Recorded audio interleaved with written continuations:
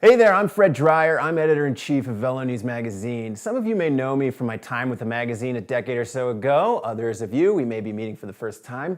I wanted to introduce myself and talk to you about what's going on with Velo News and VeloNews.com. We have some cool new projects going on, and we're taking the brand in an exciting new direction, and we'd love to have you involved.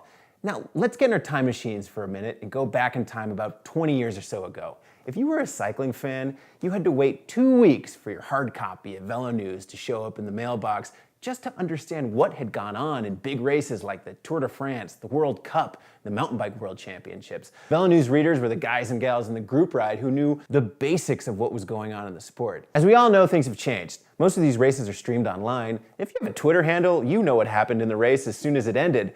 Similarly, there's a lot more cycling websites out there that keep fans up to date on what went on in the race, athlete interviews, the basics of what's going on in the sport. Velo News has evolved too. Sure, we still have the basics of what you find on a cycling website, news, race reports, athlete interviews, but in the last year we've rolled out new content that I think sets us apart from the other cycling media outlets in the market. We have weekly opinion columns to bring new perspective to fans on the sport. We have podcasts where we can have long-form debates about the most pressing stories in pro cycling. Chris Froome is ruthless. Yeah. That is what we found out with this little maneuver here. Yeah, so he went and stole a couple points from Matteo Trentin, who won 4 stages in this Vuelta and did not win the points jersey, which is crazy. We also have a new video series called The Velo News Show, which blends humor, news, and opinion. One guy who didn't really need any teammates there, Peter Sagan, wins the sprint handily, and he won after pulling his foot out of the pedal a couple meters from the finish line. Unbelievable, and he clipped back in and then continued with this sprint as if nothing had happened. What's your take on this, Spencer? Sounds to me like Peter Sagan should be doing these sprints one-legged. Now, the goal of this new content is to make Velo News readers the most educated and opinionated riders on the group ride. Now, what we're finding is this new opinionated content is creating deeper engagement with our readers. These stories and podcasts generate hundreds of comments on our social media feeds. They also spark online debates amongst our readers. Now, we have metrics to back this up. Our podcast reaches about 150,000 listeners each month.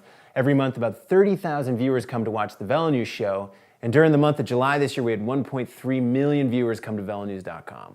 So what about Velo News Magazine? Well, it's still the best place to go to get the long-form journalism and in-depth storytelling about the races and the athletes that are shaping pro cycling.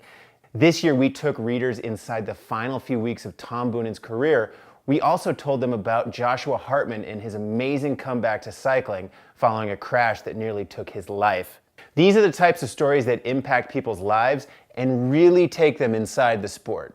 So what does this mean for you? Well, in the last year, we've aggressively pursued partnerships with advertisers to create branded content to live across these new platforms. We've worked with brands like Health IQ, SRAM, BOA, Rotor, Quark, and others to produce creative audio and video content to reach VeloNews.com readers. And we have data from these campaigns that shows how effective they've been. Our audience values this new type of advertising, and we enjoy working with brands like you to create these new projects. So look, this is just the beginning of the conversation. We'd love to talk more about the new direction of Velo News and VeloNews.com and about the ways that brands like you can get involved. So feel free to reach out.